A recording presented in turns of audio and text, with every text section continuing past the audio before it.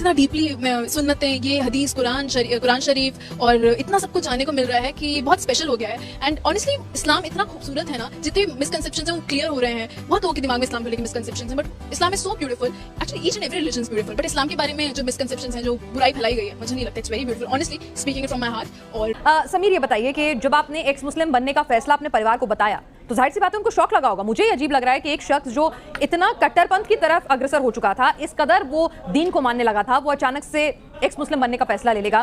तो जब परिवार को बताया तो क्या हुआ, किस तरह का रिएक्शन था? उन्होंने समझाने बुझाने की कोशिश की, घर से निकाल दिया, अलग कर दिया, क्या हुआ आपके साथ? उससे कुछ सवाल हैं आपके, आप कहते हैं, तो मैं आपसे कहूंगी कि न्यूज़ नेशन के माध्यम से, हमारे इस प्लेटफॉर्म के माध्यम से जरा वो सवाल तो आप उठाएं जिनके बनस्बत आपको इस्लाम जो है उसमें कमियां नजर आती हैं। कुछ सवाल आप कह रहे हैं जब आपके सवालों के जवाब नहीं मिले, जब आपको इस्लाम इंसानियत के खिलाफ जाता हुआ, महिलाओं के खिलाफ जाता हुआ नजर आया, तो आपने इस्लाम छोड़ने का फैसला किया। तो ऐसे वो कौन से सवालात हैं, अगर आप 4, 5, 6 जितने भी आपके मन के सवालात हैं, अगर आप यहाँ रखना चाहें, जिनके जवाब आप तलाशना चाहते हैं और कहते हैं कि अगर उनके जवाब मिल गए तो इस्लाम आप वापस कबूल लेंगे। हम भी कहते हैं कि शायद ये सवाल आपके सुनकर अगर कोई भी स्कॉलर जवाब देना चाहेगा तो उसके सामने आमने आप बैठाकर हम आप दोनों को बहस कराएंगे। और हमारे साथ यहाँ पर एक्स मुस्लिम समीर इस वक्त स्टूडियो में मौजूद हैं।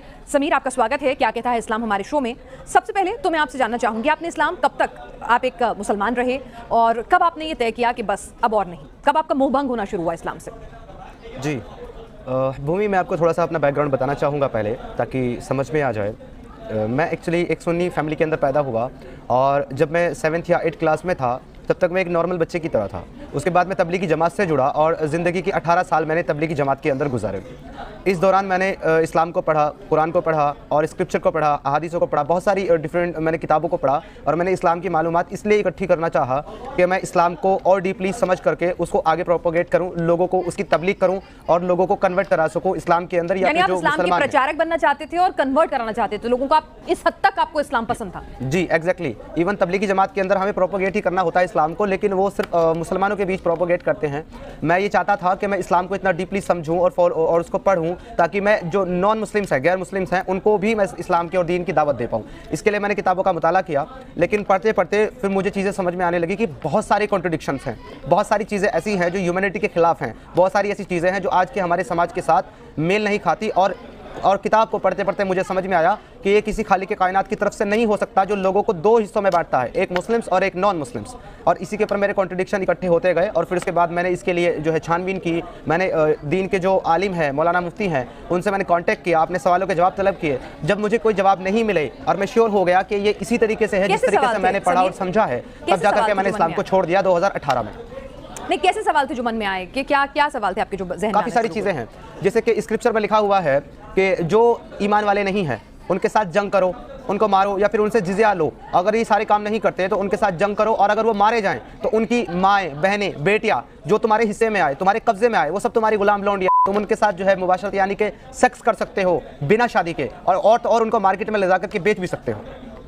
तो ये तमाम चीज़ें आपने पूछी। मुझे लगा कि एक ऐसा खुदा जिसने सारी दुनिया को बनाया है और जो सारी दुनिया का खालिक है, वो क्यों अपनी एक खास बंदों को ये हुक्म करेगा कि तुम मेरे दूसरे बंदों के साथ जंग करो और उनकी माँ, बहन, बेटियों के साथ तुम ऐसा करो। सब लिखा हुआ है, आप कह रहे हैं? एग्जैक्टली, मैं हवाला दे रहा हूँ। सूरह अल-मोमिनून सूरह नंबर 23 आया नंबर 5 और 6 के अंदर क्लियरली मेंशन है कि खुद कुरान और खुद स्क्रिप्चर इसको अलाउ कर रहा है कि आप दूसरे की माँ, बहन, बेटियों को बंधक बनाकर उनको सेक्स स्लेव बना सकते हो और उनके साथ बिना शादी, बिना निकाह के आप मुबाशरत कर सकते हो, और इसमें कुछ भी गलत नहीं है। किस उम्र में आपने तय किया कि भाई अब नहीं है? मतलब आपने क्या मॉडर्न तालीम भी हासिल की है? थोड़ा अपने बारे में बताएं कि आपके परिवार में कौन लोग हैं, अगर आप मुनासिब समझें, क्योंकि आपको जान का भी खतरा आप कहते हैं आपको रहता है, आपको धमकियां मिलती रहती हैं, अगर मुनासिब समझें तो थोड़ा अपने परिवार के बारे में, अपने बैकग्राउंड के बारे में अगर बताना चाहें, और फिर किस वक्त, किस उम्र में आपको लगा कि बस अब नहीं, और जब आपने अपने परिवार को बताया कि मैं इस्लाम छोड़ना चाहता हूं तो क्या रिएक्शन था? जरा अगर वो पूरी कहानी हमारे दर्शकों को भी बता सकें कि आखिर एक सच्चा मुसलमान समीर कैसे एक्स मुस्लिम बन गया।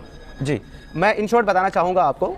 देखिए, जैसे कि मैंने बताया कि मैं एक सुन्नी परिवार के अंदर पैदा हुआ। मेरी जो फैमिली है वो बहुत ज़्यादा ह्यूमनिस्ट और रैशनल टाइप की फैमिली है, बहुत ज़्यादा इंटू नहीं है मज़हब या दीन के अंदर, लेकिन बहुत ज़्यादा रैशनल लोग हैं।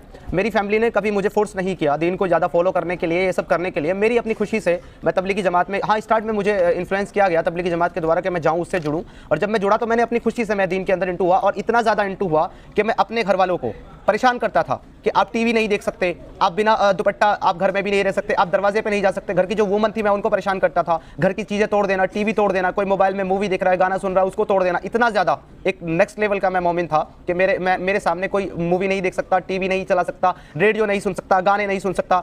इसके अलावा जो 2 लोग मेरे कांटेक्ट में थे, हालांकि मुझे इसका आज तक अफसोस होता है कि 2 नॉन मुस्लिम लोग मेरे कांटेक्ट में थे, मेरे फ्रेंड्स थे, उनको मैंने दीन की दावत दी और उनको मैंने नॉन मुस्लिम यानी कि सनातन से इस्लाम में कन्वर्ट भी किया था। इस लेवल पे मैं प्रोपोगेट करता था तबलीगी जमात में रह करके इस्लाम को। लेकिन जब मैं 7th क्लास में था और मैं तबलीगी जमात से जुड़ा तो वहाँ से सब कुछ ठीक चल रहा था 2014 तक, जबकि मुझे तकरीबन 14 साल तबलीगी जमात में जुड़े हुए हो चुके थे, तो वहाँ तक सब ठीक चल रहा था। उसके बाद एतराज़ात आने शुरू हो गए मेरे सामने। जब मैंने आगे एक्स्ट्रा पढ़ना शुरू किया और किताबों को मैंने पढ़ा तो ये सारे एतराज़, ये सारी चीज़ें हमारे सामने आनी शुरू हो गई। क्योंकि तबलीगी जमात में कोई भी आज तक मुझे ऐसा आदमी नहीं मिला जो लोगों को ये बताता हो कि ये जो सेक्स स्लेव हैं ये एक्चुअली घर का काम करने के लिए नहीं है, बल्कि ये इस काम के लिए है कि उनको सेक्सुअली अब्यूज़ किया जाएगा, हैरेस किया जाएगा, उनको इस तरीके से इस्तेमाल किया जाएगा। हमेशा हर एक तबलीगी जमात वाला हर एक नए मुसलमान को जो उससे जुड़ता है यही बताता है कि ये यानी कि ये नौकर हैं, ये घर की काम करने वाली नौकरानियां जैसे कि आज हमारे घर में होती हैं, उसी तरीके से प्रेजेंट किया जाता है। बट जब मैंने ये चीज़ें पढ़ी अपने बिहाफ से और मैंने रिसर्च किया था, मुझे पता चला कि एक्चुअली ये है क्या।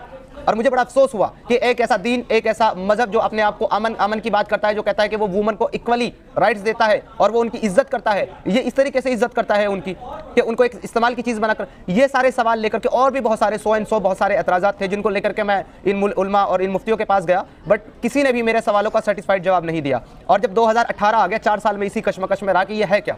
2018 आने के बाद मैंने डिसाइड कर लिया कि मेरे सवालों के जवाब नहीं मिलने वाले, तो मैंने इस्लाम को छोड़ दिया। जो आपको गलतियां लगती हैं, जो चीज़ें आपको गलत लगती हैं, उनको आपको एजुकेट करना चाहते हैं। समीर, ये बताइए कि जब आपने एक्स मुस्लिम बनने का फैसला अपने परिवार को बताया तो जाहिर सी बात है उनको शौक लगा होगा। मुझे अजीब लग रहा है कि एक शख्स जो इतना कट्टरपंथ की तरफ अग्रसर हो चुका था, इस कदर वो दीन को मानने लगा था, वो अचानक से एक्स मुस्लिम बनने का फैसला ले लेगा।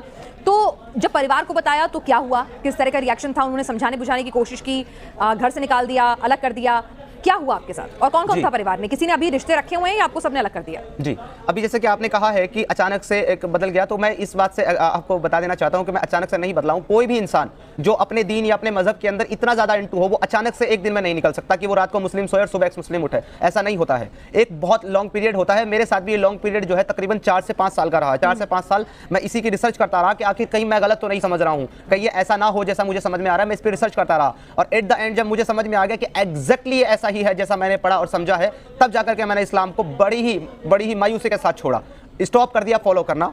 तो जब मैंने इसको स्टॉप किया तो मैं मेरे घर वालों के साथ आर्ग्यूमेंट करता था, उनको बताता था कि ये चीज़ें इस्लाम के अंदर है, ये मुझे सही नहीं लगती, इसका जवाब मुझे लोग नहीं दे रहे हैं। इसलिए मैंने नमाज़ें पढ़ना, सबसे पहले मैंने नमाज़ें पढ़ना बंद किया, फिर मैंने रोज़े रखना बंद कर दिया, तबलीगी जमात में जाना बंद कर दिया। तो तबलीगी जमात के जो मेरे साथी थे वो मेरे पास आते थे कि आप नमाज में नहीं आते, आप तबलीग में नहीं जाते, क्या मसला है? मैं उनको मेरे सवाल देता था कि मेरे ये सवाल है, इनका आप जवाब दे दें, मैं चलूंगा, मैं नमाज पढ़ूंगा, मैं तबलीग में चलूंगा, मैं तैयार हूँ, मुझे कोई प्रॉब्लम नहीं, बट मेरे जो एतराज़ है उनका जवाब दें। तो मेरे घर वालों को ये पता था, लेकिन किसी को भी ये नहीं पता था कि मैंने कन्फर्म इस्लाम को छोड़ दिया है। धमकियां मिली, इशारों में कहा? जी, इवन मेरी फैमिली के ऊपर मेरे कुछ रिश्तेदारों ने इस तरह की बात की कि आपको इसको मार देना चाहिए क्योंकि इस तरह की बात कर रहा है दीन के खिलाफ। तो मेरे फैमिली वालों ने ये कहा कि आप इसको, और ये कहा कि अगर आप नहीं मार सकते तो हमें सौंप दे, हम मार देंगे इसको। तो उन्होंने, मेरी फैमिली ने कहा कि आप बिल्कुल मार सकते हैं, लेकिन फिर बचेंगे भी आप भी नहीं, क्योंकि ये नेशनल लेवल पे इसका केस अभी जा चुका है। तो इस वजह से मेरी फैमिली वालों ने मुझे बोला कि आप घर छोड़ दें, और एट द एंड मुझे मेरा घर छोड़ना पड़ा। आज की डेट में मैं अकेला रहता हूँ। समीर, कभी लगता है कि बहुत बड़ी कीमत चुकानी पड़ी, अपने माँ बाप, भाई बहन, सब रिश्ते नाते छोड़ने पड़ गए इस्लाम छोड़ने के साथ ही? देखिए भूमि मैम, ज़िंदगी में अगर आप कुछ ऐसा काम करते हो जो कि एक बहुत बड़ी मेजॉरिटी के खिलाफ होता है, तो आपको डेफिनेटली सेक्रीफाइस करने पड़ते हैं। और ये इतिहास गवाह है इस चीज़ के लिए कि जब जब लोगों ने एक गलत चीज़ के खिलाफ आवाज़ उठाई है या सच का साथ दिया है, तो उनको शुरू में बहुत ज़्यादा परेशानी हुई है, लेकिन सच प्रताड़ित तो किया जा सकता है पर पराजित नहीं किया जा सकता। समीर, कई लोग ये भी कहते हैं कि आप जो हैं, आपने कहीं ना कहीं कुछ लोग कहते हैं कि जो ये एक्स मुस्लिम का कॉन्सेप्ट है ना, ये इस्लाम को बदनाम करने का प्रोपेगेंडा है, इस्लाम को ख़राब साबित करने का प्रोपेगेंडा है, और आप लोगों को बाकायदा फंडिंग होती है, लोग आपको सपोर्ट करते हैं, ऑर्गेनाइजेशन है, अमेरिका से लेकर जर्मनी, रूस, सब जगह ऑर्गेनाइजेशन है, और ये पूरा नेटवर्क काम कर रहा है। ये आरोप भी लगते हैं। लोग कुछ भी सोच सकते हैं, कुछ भी कह सकते हैं, पर मैं नहीं समझता कि एक इतना इंटू इस मुस्लिम जो दीन के अंदर इतना इंटू हो कि वो दूसरे लोगों को इस्लाम में कन्वर्ट करा रहा हो, वो सिर्फ पैसे के लिए या दुनिया की किसी भी चीज़ के लिए इस्लाम को छोड़ सकता है या इस तरीके का एजेंडा चला सकता है। क्योंकि एक आम मुसलमान जिसको दीन के बारे में कुछ भी नहीं पता, अगर उसके दीन के ऊपर आप उंगली उठाते हैं या उसके मजहब पे आप उंगली उठाते हैं तो वो मरने और मारने के लिए तैयार हो जाता है। फिर मुझ जैसा एक मुस्लिम जो इतना डीपली और एक सबसे ज़्यादा जो मतलब दीन को फॉलो करने में सबसे कट्टर जो एक तबका है तबलीगी जमात, उससे ताल्लुक़ रखने वाला इंसान किसी प्रोपोगेंडा का शिकार नहीं हो सकता। मेरी अपनी स्टडी है, मेरी अपनी रिसर्च है, और मैं जो भी बात करता हूँ, जैसे कि आपने कहा कि इस्लाम को बदनाम करने के लिए ये सब प्रोपोगेंडा चलाया जा रहा है, तो अगर मैं ये कहूँ कि स्क्रिप्चर के अंदर ये लिखा हुआ है और मैं पढ़ के बता रहा हूँ स्क्रीन पर रखकर उसको, और मैं ये कहूँ कि इस्लाम की किताबों में ये लिखा हुआ है और ये यहाँ लिखा हुआ है, विद रेफरेंस मैं बात कर रहा हूँ, आप चेक कर सकते हैं, तो इससे इस्लाम किस तरीके से बदनाम हो सकता है? अगर वो चीज़ बताने से इस्लाम बदनाम होता है जो इस्लाम के स्क्रिप्चर में लिखी है, इसका मतलब तो बिल्कुल क्लियर है कि इस्लाम में प्रॉब्लम है, इस्लाम के स्क्रिप्चर में प्रॉब्लम है जिससे वो बदनाम हो रहा है। मैं अपनी तरफ से कोई बड़ी आप नहीं अपनी तरफ से कुछ सवाल हैं आपके, आप कहते हैं, तो मैं आपसे कहूंगी कि न्यूज़ नेशन के माध्यम से, हमारे इस प्लेटफॉर्म के माध्यम से जरा वो सवाल तो आप उठाएं जिनके बनस्बत आपको इस्लाम जो है उसमें कमियां नजर आती हैं। कुछ सवाल आप कह रहे हैं जब आपके सवालों के जवाब नहीं मिले, जब आपको इस्लाम इंसानियत के खिलाफ जाता हुआ, महिलाओं के खिलाफ जाता हुआ नजर आया, तो आपने इस्लाम छोड़ने का फैसला किया। तो ऐसे वो कौन से सवालात हैं, अगर आप 4, 5, 6 जितने भी आपके मन के सवालात हैं, अगर आप यहाँ रखना चाहें, जिनके जवाब आप तलाशना चाहते हैं और कहते हैं कि अगर उनके जवाब मिल गए तो इस्लाम आप वापस कबूल लेंगे। हम भी कहते हैं कि शायद ये सवाल आपके सुनकर अगर कोई भी स्कॉलर जवाब देना चाहेगा तो उसके सामने आमने आप बैठाकर हम आप दोनों को बहस कराएंगे। तो आप अपने सवालात अगर एक बार बता सकें जो आपके जहन में आते हैं, जिनके जवाब आप चाहते हैं। मैं मेजर 5 सवाल आपको बताता हूं जो मेरे मेन है। अगर इन 5 सवालों का भी मुझे कोई सेटिस्फाइड जवाब दे देता है तो मैं इस्लाम को वापस कबूल कर लूंगा। और ये सिर्फ 5 क्वेश्चन है मेरा क्वेश्चन नंबर 1 ये है सबसे मेन कि एक खुदा, एक खालिक के कायनात जिसने सारी दुनिया को बनाया है, काफिर भी उसी ने बनाया है, मुस्लिम भी उसी ने बनाया है, ज्यूज भी उसी ने बनाए हैं, क्रिश्चियन भी उसी ने बनाए हैं। वो अपनी किताब के अंदर ये कहता है कि सूरह यूनुस सूरह नंबर 10 आया नंबर 99, वो कहता है कि अगर अल्लाह चाहे तो सारी दुनिया को ईमान में दाखिल कर दे, तो क्या आप अब भी उन्हें मजबूर करेंगे कि वो जरूर ईमान ले आए? तो यहाँ पे क्लियर बता रहा है कि अल्लाह नहीं चाहता कि सारी दुनिया ईमान में दाखिल हो जाए। अगर वो ऐसा चाहता तो सारी दुनिया ईमान ले आती। फिर अगली आयत यानी कि 100 में कहता है कि और किसी के लिए भी ये मुमकिन ही नहीं है, पॉसिबल ही नहीं है कि वो ईमान ले आए बिना मेरी मर्जी के। और हम लोगों के दिलों के ऊपर जो है मलामत डाल देते हैं, यानी गंदगी डाल देते हैं। तो यहाँ पे खुदा जो इतनी ताकत रखता है कि सारी दुनिया को एक उम्मत बना दे, यानी कि सबको मुसलमान बना दे, वो नहीं बनाता, तो वो फिर किस तरीके से अपनी मुस्लिम कौम को ये हुक्म देगा कि तुम लोगों के साथ जंग करो जब तक वो इस्लाम कबूल ना कर लें? ये अपने आप में कॉन्ट्रडिक्शन नहीं लगता आपको? तो ये कुरान के अंदर, मेरा पहला सवाल ये है कि कुरान के अंदर इतना कॉन्ट्रडिक्शन क्यों है? एक जगह कहता है कि लकुम दीनुकुम वलिया दीन, कि तुम अपने दीन पर, मैं अपने दीन पर। दूसरी जगह कहता है इन्नल्लाह दीनुल इस्लाम, यानी कि सिर्फ इस्लाम ही दीन है। तो अब कहा जाएगा जो अपने दीन पर है उसका भी दीन इस्लाम, जो मेरे दीन पर है उसका भी दीन इस्लाम, तो दोनों का आना वही है। Contradiction again. ठीक है, नंबर 2 सवाल मेरा ये है कि जो हमारे मुस्लिम भाई मानते हैं कि हजरत मोहम्मद मुस्तफ़ा साहब जो है अल्लाह के रसूल हैं, कुरान स्क्रिप्चर पूरी किताब के अंदर 6336 आयतों के अंदर कहीं भी क्लियरली ये नहीं कहता कि मोहम्मद अल्लाह के रसूल हैं जिन पर कुरान नाजिल किया गया। पूरी किताब में कहीं नहीं कहता, लेकिन लोगों का ईमान है, लोगों का यकीन है। अब ये ईमान और ये यकीन कहाँ से है जब आप साबित नहीं कर सकते कि मोहम्मद अल्लाह के रसूल हैं? अगर कोई ये साबित कर दे मुझे स्क्रिप्चर से कि मोहम्मद अल्लाह के रसूल हैं तो मैं इस्लाम कबूल कर लूंगा।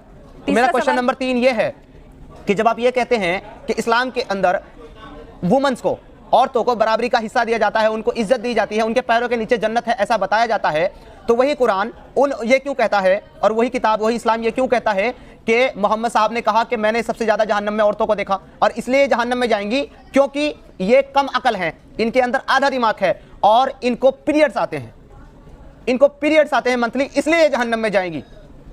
तो जो चीज़ खुद उनको खुदा ने दी है, जो अल्लाह ने दी है उनको चीज़ें, वो उसकी वजह से जहन्नम में डाल दी जाएंगी। तो इतना ज़्यादा जो है उनको दबाता क्यों है इस्लाम? उनको कहता है कि औरतों की अकल आधी, औरतों का जायदाद में हिस्सा आधा, औरतों को अमीर ना बनाओ। जिस कंट्री, जिस मुल्क और जिस जगह की बादशाह, रूलर एक वुमन होगी वो तबाह और बर्बाद हो जाएगा। ये सारी बातें आपको स्क्रिप्चर के अंदर मिलेगी। और फिर कहते हैं कि हमने वुमन को बराबर का हिस्सा दिया है और उसको इज्जत दी है। क्वेश्चन नंबर 4 मेरा, और ये बहुत इंपॉर्टेंट क्वेश्चन है जो मैं रख रहा हूँ। मेरा क्वेश्चन नंबर 4 ये है कि कुरान के अंदर, पूरी किताब के अंदर, जबकि ये क्लेम किया जाता है कि कुरान जो है वो खुदा का कलाम है, उसकी किताब है, उसकी बात है, पूरी कुरान के अंदर अल्लाह कहीं भी फर्स्ट पर्सन तो छोड़िए, सेकंड पर्सन भी नहीं है, बल्कि थर्ड पर्सन है। वो कहता है अल्हम्दुलिल्लाहि रब्बिल आलमीन, यानी कि तमाम तारीफ सिर्फ अल्लाह के लिए है। जब अल्लाह ही का कलाम है, वही कलाम कर रहा है, तो ये कौन से अल्लाह की बात कर रहा है वो कि सब तारीफ उसके लिए है? और वो आगे कहता है अल्हम्दुलिल्लाहि रब्बिल आलमीन और रहमानिर रहीम मालिक यौमिद्दीन इय्याका नअबुदु व इय्याका नस्तईन, यानी कि तू मुझे सीधे रास्ते पर चला, उनके रास्ते पर जिनको तूने कामयाब किया, ना कि उनके रास्ते पर जिनको तूने बर्बाद किया या गुमराह किया। ये कौन सा अल्लाह है जो खुद दूसरे अल्लाह से दुआ कर रहा है कि तू मुझे सीधे रास्ते पर चला? तो यहाँ पर अल्लाह थर्ड पर्सन है, अल्लाहु ला इलाहा इल्ला हुवल हय्युल कय्यूम, कि अल्लाह के सिवा कोई माबूद नहीं है। अब ये कौन सा खुदा है जो खुद अपनी बात कर रहा है अपनी ही किताब के अंदर? पूरी किताब के अंदर अल्लाह थर्ड पर्सन है, फर्स्ट भी नहीं, सेकंड भी नहीं। पांचवा मेरा ये है, अगर कोई ये साबित कर दे कि अल्लाह फर्स्ट पर्सन है तो भी मैं, हाँ, सिर्फ चार आयतें कुरान के अंदर ऐसी है जिनमें फर्स्ट पर्सन की तरह बात करता है, और वो भी हमारे लिए नहीं है, पुराना एक किस्सा है उसके बारे में बता रहा है कि हमने उनसे ये बात की।